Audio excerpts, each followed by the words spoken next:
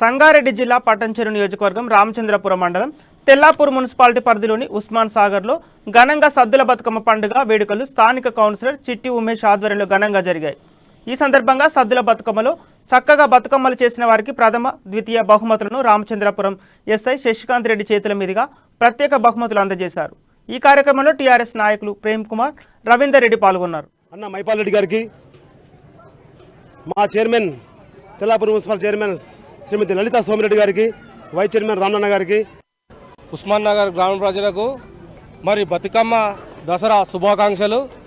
మరి ఎన్నడూ లేని విధంగా మన రాష్ట్ర ముఖ్యమంత్రి కల్వకుంట్ల చంద్రశేఖరరావు గారు మన తెలంగాణ వచ్చిన సంది, మరి బంగారు తెలంగాణ వచ్చిన సంది, మరి మనకు బతుకమ్మ ఏంటో చాలా బాగా అవుతుంది।